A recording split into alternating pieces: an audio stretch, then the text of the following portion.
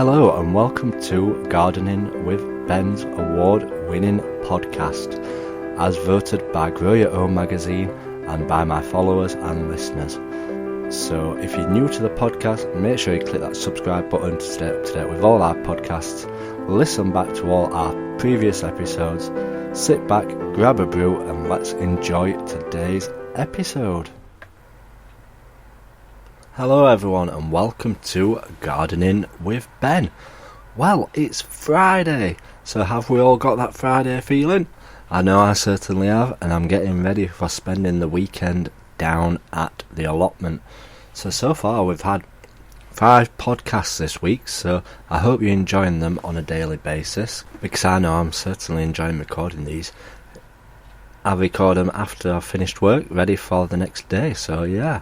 I'm enjoying recording these for you, so hopefully I'll keep finding little topics to talk about, and so that you get your daily fix of Gardening with Ben. So if you click that subscribe button, you'll get notified when a new podcast comes up. I usually put them up at about 6 o'clock in the morning, so you can listen on to the way to work, or when you're having your morning brew, or later on in the day. Or you can catch up on them all at the weekend and binge listen. So yeah, today's episode we are going to be looking at what to do over the weekend. What I usually like to do is I usually like to write a list of all the jobs which I need to get done down at the Allotment over the weekend. I always find writing a list a lot better, because then you know what you need to get done and you try and achieve to get as much done as possible. My list is getting longer and longer, trust me. I'll have to show you my list one day and show you what's actually down on it.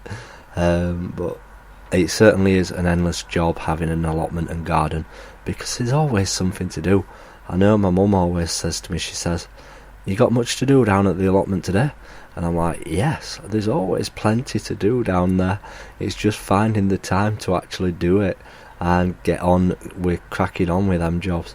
But yeah, some of the things that can obviously be done this weekend, which are good tasks to get done, is obviously start clearing all your tomato plants out, your cucumber plants out, trying to get them ripened somewhere else, because there's not much daylight now, so they will struggle to ripen stuff. So it's a case of starting to clear all them out. And while you're clearing them out, now is the perfect time to be getting them greenhouses tidy, getting them emptied. All the glass and everything needs disinfecting. You need to spray it all down, spray all the work surfaces down. One of the reasons why you do this is because if there is any diseases that are being spread from your plants this year, it will kill them off, and they won't linger and hibernate and come back the year after. So it's a good thing to get them all cleaned and washed down, ready for the next year ahead. Obviously you can do it again in the springtime before you start sowing your seeds, but it's one less job to do when it gets towards planting them seeds, because when I know I can start planting my seeds, trust me, it's so hard to find time to do anything, because you're spending that much time getting them all ready and looking after the seeds, going down watering them on a regular basis and preparing them all. There's that many seeds that I plant, I hardly find time to do anything else. So it's great to get all the greenhouse ready for that year ahead. So one of the other jobs obviously that you can do is get your garlic planted. I planted mine a few weeks ago, but if you've not planted it, get that in the ground now. It's good to get it in before the frosts come, before the ground goes hard. But one of the reasons why you do plant it now is because the cold helps the garlic split and form the bulbs which create the garlic cloves. So it's a great time to get it in now. The ground is soft from all the rain that we've been having. You should easily get them in, and it's one less job to get done. So get your garlic in one of your beds. Even if you don't grow anything through winter, you can grow garlic, because it doesn't require any assistance or work to keep it going. You don't have to spend your time and effort on it. Just get it in the ground and get it planted, ready for next year's harvest. You'll always have some friends that want some garlic, and you don't have to go to the garden centre to get the bulbs. Just go and get some from the supermarket, take the cloves apart and get it planted in the ground, because that's what I've done last year and I had great success from it. The other thing you can get planted are autumn onions. You can start onions off now. They need to be the autumn sets though, which you can get from garden centres, and you can get them in the ground and get them planted again. They won't require much effort over the winter time. All you'll need to do is just make sure the squirrel don't pull them out of the soil and get them out and take them away. So just net them over or something, or just keep an eye on them just to make sure the squirrels don't get them. And obviously start looking at your bulbs again, as like I keep saying, the bulbs are important for springtime. We need to encourage the bees into the garden. They are the first things that are available to the bees when they wake up from hibernation, so you need your bulbs in the ground. So now you can be planting your daffodils, your crocuses, hyacinths, but don't plant your tulips until November time, because apparently you can get diseases on them.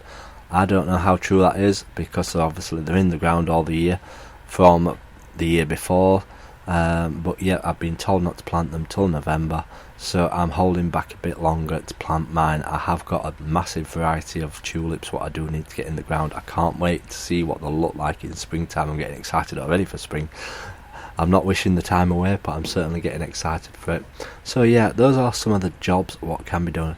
And obviously start weeding your beds, get all your weeds out, because they won't grow much round now. Again, like I said, there's not much light, not much warmth, so they won't grow fast now. So if you get your beds cleared now rather than getting them cleared in springtime, you will get it all ready for the year ahead, and it won't require much effort in the springtime if you get it all cleared now. So there's some of the jobs what can be doing. So hopefully I'll come back on a weekly basis and tell you the jobs that can be done in the garden around this time. I hope you find it useful. I enjoy sharing these episodes with you, and I am certainly enjoying recording them every day for you, and the amount of people that are listening to them, it's amazing. I'm getting like over 100 listens a day on my episodes, so please do click that subscribe button. Please do keep tuning in. Please do keep sharing it on your Instagram stories, and get the more people that listen will encourage me to record more. You never know, some days I might do double whammy episodes. That's if I can find enough topics to talk about.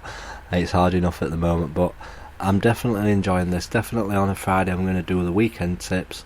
On a Sunday I'm going to talk about what I've been up to on the plot, and yeah, other days I'll talk about other different tips on what to do in the garden and allotment. So I hope you all are well, and I hope you do enjoy these.